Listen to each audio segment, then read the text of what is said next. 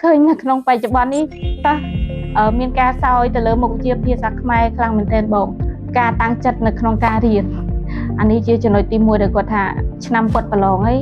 អញ្ចឹងតើគាត់ត្រូវរៀនបែបណាទៅលើមុខវិជ្ជាដែលគាត់សោយនឹងឲ្យបានលទ្ធផលល្អ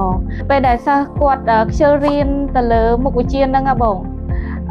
ជាទូទៅម៉ោងរៀនហ្នឹងគឺគាត់ងីងើគឺគាត់ពជាពេលក្នុងការរៀនទូទៅសិស្សគឺគាត់ខ្ជិលសរសេរមកបងចាជំរាបសួរបងក៏ដូចជាសួស្តីទៅកាន់អ្នកទាំងអស់គ្នានាងខ្ញុំឈ្មោះសុកស្រីដែរហើយបច្ចុប្បន្ននៅការនេះក៏ជាគ្រូបង្រៀនក្រៅម៉ោងទៅលើឯកទេសមុខវិជ្ជាភាសាខ្មែរតាមរយៈបទពិសោធន៍របស់នាងខ្ញុំបច្ចុប្បន្ននេះនាងខ្ញុំបានបរៀនទៅលើមុខវិជ្ជាភាសាខ្មែរនេះពីកម្រិតទី6ដល់ទី12បងតាមរយៈផ្អែកទៅលើបទពិសោធន៍ដែលខ្ញុំបានបរៀនសិស្សកន្លងមកខ្ញុំឃើញថាសិស្សទី9ហ្នឹងគាត់ត្រូវយល់ពីចំណុចសំខាន់ដែលគាត់សិក្សាទៅលើមុខវិជ្ជាភាសាខ្មែរនៅក្នុងកម្រិតដែលគាត់ត្រូវរៀនជុំសិក្សាបឋមភូមិឬក៏យើងហៅថាឌីប្លូមនឹងឯងព្រោះក្នុងអំឡុងពេលនេះសិស្សទី9ហ្នឹងគឺគាត់ស្ពានមួយក៏ដូចជាខែលមួយដែលគាត់អាចជោគជ័យមួយកម្រិតដើម្បីឈានទៅថ្នាក់វិទ្យាល័យបើសិនបើគាត់សោយទៅលើមុខវិជ្ជាភាសាខ្មែរជាទូទៅឃើញនៅក្នុងបច្ចុប្បន្ននេះសិស្សមានការសោយទៅលើមុខវិជ្ជាភាសាខ្មែរខ្លាំងមែនទែនបងហើយដូច្នេះហើយទៅសិស្សថ្នាក់ទី9ហ្នឹងគាត់ត្រូវកលេចមកពង្រឹងសមត្ថភាពរបស់គាត់ទៅលើមុខវិជ្ជាភាសាខ្មែរនឹងឲ្យខ្លាំងដើម្បីឲ្យគាត់នឹងអមជាមួយនឹងមុខវិជ្ជាដទៃទៀតក្នុងការប្រឡងនឹងឲ្យទទួលបានលទ្ធផលល្អសមប្រកបដើម្បីបានលទ្ធផលល្អហ្នឹងគាត់ត្រូវទី1ហ្នឹងខ្លាំងជាងគេការតាំងចិត្តនៅក្នុងការរៀនអានេះជាចំណុចទី1ដែលគាត់ថាឆ្នាំគាត់ប្រឡងអីអញ្ចឹងតើគាត់ត្រូវរៀនបែបណាទៅលើមុខវិជ្ជាដែលគាត់សោយនឹងឲ្យបានលទ្ធផលល្អហើយចំណុចបន្ទាប់ហ្នឹងគឺគាត់ទៅពង្រឹងទៅលើការអានមិនថាការអានអត្ថបទការអានទៅលើសំណេរនានាការអានទៅលើរឿងនិទានរឿងអប់រំផ្សេងដែលតាក់ទងជាមួយជំនាញមុខវិជ្ជាភាសាខ្មែរដែលគាត់ត្រូវរៀននឹងហើយចំណុចបន្ទាប់ហ្នឹងគឺតាក់ទងជាមួយនឹងត្រូវពង្រឹងទៅលើផ្នែកសំណេរក៏ដូចជាការហាត់សរសេរហាត់ពុទ្ធសរសេរបងជាទូទៅសិស្សគឺគាត់ខ្ជិលសរសេរមកបងតែថាថ្នាក់ទី9ឬក៏សិស្សខ្ញុំដទៃទៀតឯងជាទូទៅគឺគាត់សរសេរគាត់ខ្ជិលបរិយាយគាត់ខ្ជិលរៀបរាប់បងដោយសារតែទី1ហ្នឹងគឺគាត់សោយទៅលើការអានគាត់អត់សូវមានពុទ្ធិដែលដឹងទលំទលាយបងចាហើយចំណុចបន្ទាប់មួយគាត់ត្រូវដឹងថាកម្មវិធីសិក្សាថ្នាក់ទី9ហ្នឹងវាមានមេរៀនសំខាន់ដូចជាវេយ្យាករណ៍ផ្នែកវេយ្យាករណ៍ក៏វាសំខាន់ដែរអញ្ចឹងសិស្សគាត់ត្រូវពង្រឹងទៅលើវេយ្យាករណ៍នៅក្នុងមេរៀនហ្នឹងឲ្យច្បាស់ថានៅក្នុងវេយ្យាករណ៍ហ្នឹងវាមានសិក្សាទៅលើទម្រង់អីខ្លះដូចជានាមក៏ដូចជាប្រភេទនាមក៏ដូចជាមុខងារផ្សេងនៅក្នុងវេយ្យាករណ៍ហ្នឹងហើយបន្ទាប់ទៀតគឺសិក្សាទៅលើស្នាដៃរឿងតាមរយៈកម្មវិធីសិក្សាថ្នាក់ទី9ហ្នឹងគាត់ចាប់ផ្ដើមរៀនអំពីរឿងរៀនតាក់ទងជាមួយរឿងនិទានក៏ដូចជារឿងអប់រំហើយមួយសំខាន់ទៀតហ្នឹងតាក់ទងជាមួយនឹងរឿងក្នុងសាដាអក្សរសិល្ប៍បងចាប្រភេទរឿងក្នុងសាដាអក្សរសិល្ប៍គឺជាទូទៅក្រសួងបានបញ្ចូលពីសំខាន់គឺស្នាដៃស្ថិតក្នុងចលនាពុទ្ធនិយមនិងខេមរនិយមហើយបើសិនបើគាត់បានសិក្សាតាក់ទងជាមួយនឹងស្នាដៃអក្សរសិល្ប៍គាត់មានពុទ្ធិមានចំណេះដឹងនៅក្នុងការសរសេរសំណេរតែងសេចក្តីដោយលើកឧទាហរណ៍រឿងពីក្នុងស្នាដៃអក្សរសិល្ប៍បងព្រោះយើងឃើញជាក់ស្ដែងថានៅក្នុងការប្រឡងឌីប្លូមប្រធានបទការប្រឡងនេះក៏ប្រហែលទៅនឹងទី12ដែរបងតាមបទពិសោធន៍ខ្ញុំបរៀនសិស្សផ្ទាល់គាត់តែងតែមានបញ្ហាទៅលើការសិក្សារឿងនៅក្នុងស្នាដៃអក្សរសិល្ប៍គាត់ដឹងថាលើកមិនគាត់អត់ចេះរឿងបើសិនគាត់ក៏លេខទៅសិក្សាស្នាដៃរឿងទាំងពីរចលនានេះឲ្យចេះច្បាស់ទៅតាមរឿងនីមួយៗហ្នឹងគាត់នៅពេលគាត់ប្រឡងគាត់ងាយនឹងទទួលបានលទ្ធផលល្អ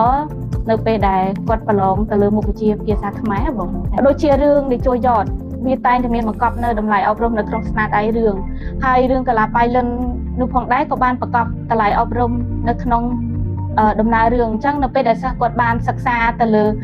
តាមរយៈស្នាដៃរឿងហ្នឹងគឺគាត់ទទួលបានតម្លៃអប់រំក៏ដូចជាពុទ្ធិដែលបង្កប់នៅក្នុងទាំងអស់ហ្នឹងគាត់ចំណេះដឹងតាមរយៈស្នាដៃរឿងទៅលើបញ្ហាតួអង្គការដោះស្រាយបញ្ហានានាដែលជាចំណុចសំខាន់ដែលធ្វើឲ្យសិស្សហ្នឹងគាត់ទទួលបាននៅចំណេះដឹងជ្រៅជ្រះតាមរយៈបទពិសោធន៍របស់ខ្ញុំហ្មងគឺវាមានផលលំបាកបងផលលំបាកដែលតាក់ទងជាមួយនឹងការបរៀនសិស្សដែលសោយភាសាខ្មែរបងផលលំបាកទី1ហ្នឹងដំបូងឡើយនៅពេលដែលគាត់រៀនមុខវិជ្ជាហ្នឹងជាមួយយើងគឺគាត់សង្ឃថាគាត់អត់សូវជាចាប់អារម្មណ៍តែគាត់អត់ពេញចិត្តក្នុងការរៀនចាហ ហើយតមកទៀតហ្នឹងគឺនៅពេលដែលយើងឲ្យគាត់អានអីគាត់អត់ចង់អានទេបងដោយសារនៅពេលដែលគាត់សោយហ្នឹងគឺគាត់ទៅទាំងការអានណាមិនថានៅពេលយើងបរៀនគឺគាត់អត់សូវចាប់បានទៅលើខ្លឹមសារមេរៀនទេបងព្រោះត្រាតែយើងនឹងព្យាយាមបញ្យល់គាត់ម្ដងហើយម្ដងទៀតក៏ដូចជាស៊ូបាត់បែនទៅកាន់គាត់វិញទៅលើមេរៀនហ្នឹងជួបបងសឹងតែរូបភាពឲ្យបងនៅពេលដែលសិស្សគាត់ខ្ជិលរៀនទៅលើមុខវិជ្ជាហ្នឹងហ៎បងជាទូទៅម៉ោងរៀនហ្នឹងគឺគាត់ងាយងើគឺគាត់ពជាពេលក្នុងការរៀន